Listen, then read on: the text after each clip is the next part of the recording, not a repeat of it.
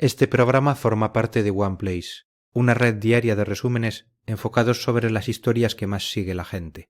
Bienvenidos a su resumen diario de noticias.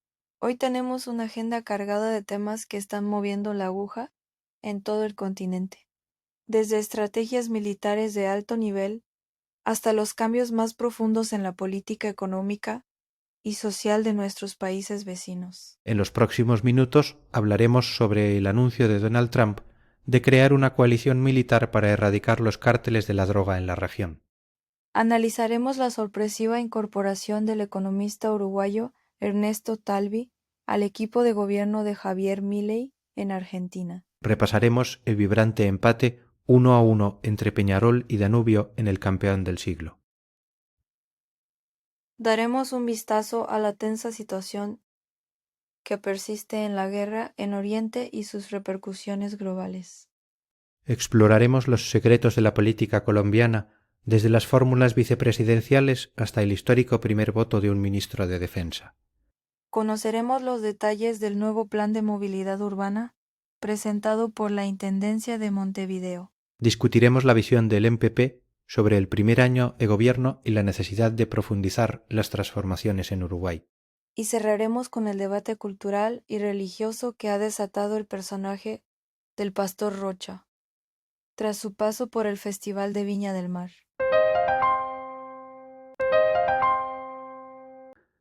Comencemos con una noticia que ha generado fuertes reacciones diplomáticas en toda América Latina.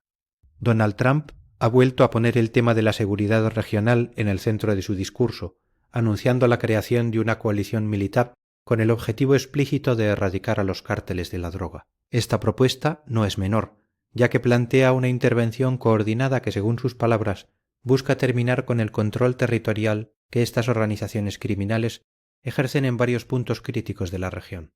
El enfoque militarizado sugiere un cambio de paradigma respecto a la cooperación policial tradicional que hemos visto en décadas anteriores, moviendo la lucha contra el narcotráfico hacia un terreno de conflicto bélico formal. Es un planteamiento que despierta tantas alarmas como apoyos en diferentes sectores.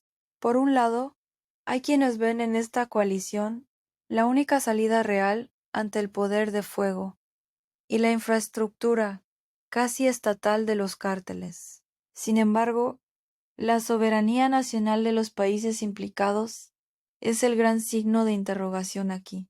¿Cómo se integrarán las fuerzas locales con esta coalición liderada por Estados Unidos? Trump sostiene que la amenaza de las drogas es una cuestión de seguridad nacional que trasciende fronteras, y este anuncio parece ser el primer paso de una estrategia mucho más agresiva, que busca resultados rápidos y visibles, algo que sin duda marcará la agenda política de los próximos meses. Ahora crucemos la frontera para hablar de un movimiento inesperado en el tablero económico del Cono Sur. La noticia de que Ernesto Talvi, exministro de Relaciones Exteriores de Uruguay y figura central del Partido Colorado, se ha incorporado al equipo económico de Javier Milei, ha causado un verdadero terremoto político. Talvi, conocido por su rigor académico y su visión liberal progresista, se suma a un gobierno que está llevando adelante un experimento económico sin precedentes en Argentina. Su llegada se interpreta como un intento de Milei por sumar credibilidad técnica y experiencia diplomática a un equipo que enfrenta desafíos monumentales, como la inflación galopante y la reestructuración del Estado. Es un giro fascinante para alguien que se había retirado de la vida pública uruguaya hace unos años. Exactamente. Y lo que hace esto aún más interesante es el contraste de estilos.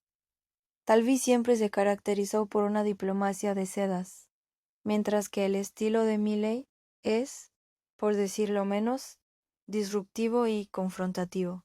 Sin embargo, en el plano de las ideas económicas, hay puntos de encuentro claros en cuanto a la apertura de mercados y la eficiencia fiscal. Para Uruguay, esto también tiene implicancias, ya que uno de sus hombres más brillantes ahora estará diseñando políticas en el principal socio comercial de la región. Habrá que ver qué rol específico desempeñará Talvi y si su influencia logra moderar o acelerar las reformas que Argentina está implementando bajo el mando de los libertarios. De la economía pasamos a la pasión que paraliza a un país, el fútbol. El estadio campeón del siglo fue el escenario de un encuentro que cumplió con todas las expectativas.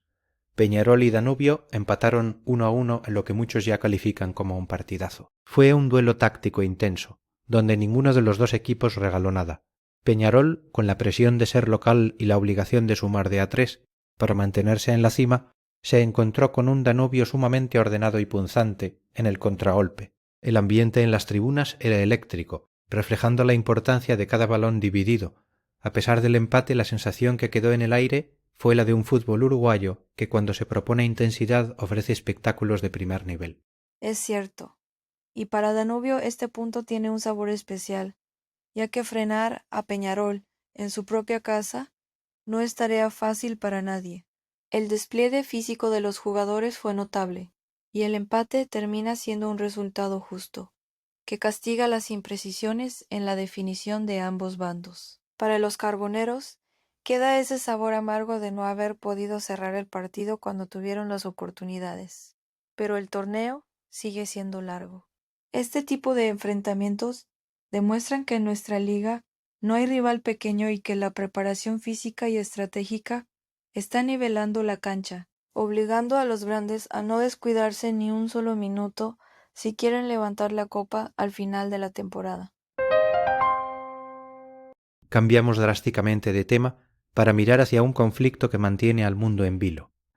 La guerra en Oriente continúa siendo un foco de inestabilidad global que no parece tener una resolución cercana. Las noticias que llegan desde la región hablan de un recrudecimiento en las hostilidades y una crisis humanitaria que se profundiza día tras día. Lo que está en juego no es solo el control territorial, sino el equilibrio de poder en una de las zonas más volátiles del planeta. Los esfuerzos diplomáticos internacionales parecen chocar constantemente con una realidad de ataques y contraataques que afectan principalmente a la población civil. Es un recordatorio doloroso de cómo los conflictos geopolíticos pueden estancarse en ciclos de violencia que parecen no tener fin, impactando incluso en los precios de la energía y la estabilidad económica mundial. Y lo más preocupante es la falta de corredores seguros y garantías para la ayuda humanitaria básica. La comunidad internacional observa con impotencia cómo las resoluciones de los organismos multilaterales son ignoradas en el terreno. Este conflicto en Oriente ha trascendido lo regional para convertirse en una prueba de fuego para el derecho internacional. Cada semana que pasa, sin un cese al fuego efectivo, las cicatrices sociales y el resentimiento acumulado hacen que la paz futura sea un objetivo cada vez más difícil de alcanzar. Es fundamental seguir de cerca estos eventos, ya que su desenlace definirá las relaciones internacionales por las próximas décadas y la forma en que el mundo responde ante crisis de esta magnitud. Regresamos a nuestro continente para desgranar los movimientos políticos en Colombia. En Colombia, la política está que arde con movimientos estratégicos de cara a las próximas elecciones. Uno de los puntos más comentados es la búsqueda de fórmulas vicepresidenciales que logren captar el voto del centro. Iván Cepeda, por ejemplo, ha estado en reuniones con figuras que no pertenecen a la izquierda tradicional, intentando ampliar su base de apoyo con nombres cercanos al santismo. Mientras tanto, en el uribismo, Paloma Valencia parece estar consolidándose como la opción preferida de Álvaro Uribe, quien ha pedido a sus candidatos al Congreso que refuercen el mensaje de apoyo hacia ella.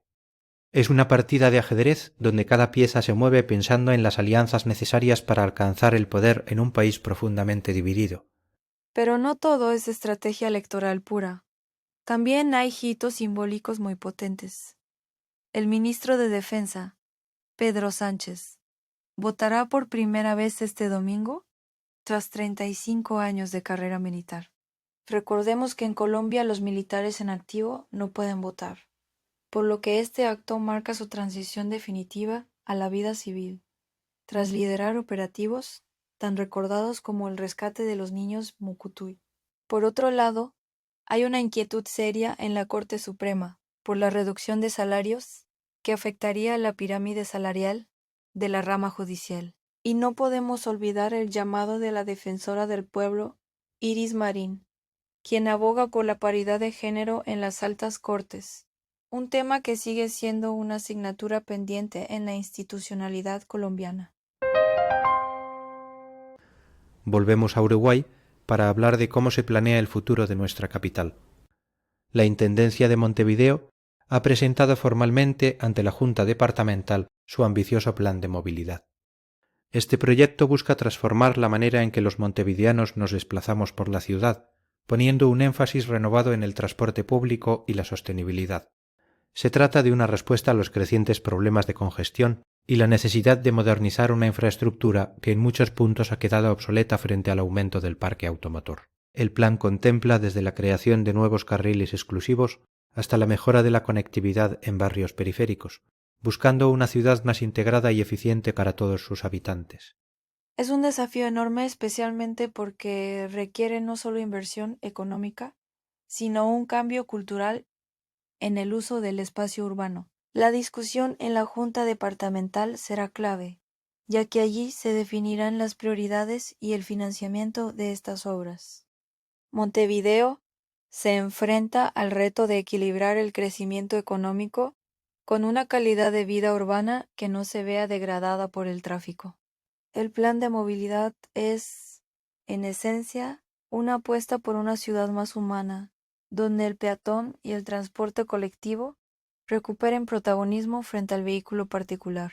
Estaremos atentos a cómo avanzan estas negociaciones y qué plazos se manejan para las primeras transformaciones visibles en las calles.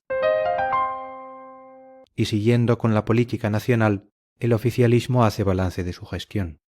El Movimiento de Participación Popular, el MPP, ha hecho público su análisis sobre este primer año de gobierno, señalando que el gran desafío actual es continuar y, sobre todo, profundizar las transformaciones iniciadas. Desde su perspectiva, este primer año ha servido para sentar las bases, pero ahora es el momento de acelerar el paso en áreas críticas como la justicia social y la redistribución de la riqueza.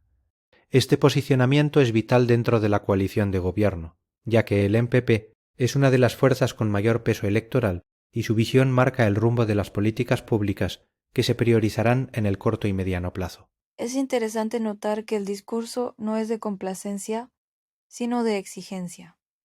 Al hablar de profundizar, el MPP está enviando un mensaje claro tanto a sus socios de coalición como a la oposición. No se van a conformar con cambios superficiales. Esto implica una agenda legislativa cargada y una movilización constante de sus bases para respaldar las reformas. El equilibrio entre mantener la estabilidad económica y cumplir con las expectativas de cambio profundo es la cuerda floja por la que transita el gobierno en este momento. La capacidad del MPP para traducir estas consignas en resultados concretos para la ciudadanía será lo que defina el éxito de su influencia en el Ejecutivo durante los próximos años. Para terminar, nos trasladamos a Chile para analizar un fenómeno que mezcla humor, religión y política. La actuación de Santiago Endara en el Festival de Viña del Mar, interpretando al personaje del pastor Rocha, ha desatado un debate sin precedentes sobre la representación de lo sagrado y la diversidad dentro del mundo evangélico. Rocha es una sátira que pone el dedo en la llaga sobre la hipocresía moral y el manejo de recursos en ciertas comunidades religiosas. Lo curioso es que el propio Endara es evangélico, lo que le da a su crítica una profundidad y una legitimidad que ha incomodado a los sectores más conservadores. Figuras como el pastor Hugo Albornoz han calificado la rutina como una burla al Evangelio, pero el fenómeno va mucho más allá de un simple chiste. Es una muestra de la pluralidad interna de un mundo que solemos ver como un bloque monolítico. Efectivamente, el caso del pastor Rocha revela que dentro del mundo evangélico hay voces críticas capaces de cuestionar sus propias estructuras de poder. La discusión no es solo sobre si se puede bromear con la fe, sino sobre quién tiene el derecho de representar a esta comunidad en el espacio público. En un contexto donde el gobierno chileno ha tenido acercamientos con distintos sectores religiosos, esta polémica subraya que no existe una única voz evangélica. El humor de Endara funciona como un espejo que obliga a la sociedad y a los políticos a reconocer que el fenómeno religioso Es camaleónico y está lleno de matices ideológicos. Es una oportunidad para enriquecer el diálogo democrático, incorporando visiones que rompen con los estereotipos tradicionales y desafían las hegemonías establecidas. Con esto cerramos nuestro recorrido de hoy. Un panorama complejo que nos recuerda que la realidad de nuestra región siempre supera la ficción. Gracias por acompañarnos. No olviden seguir este programa para su dosis diaria de información analizada. Hasta mañana.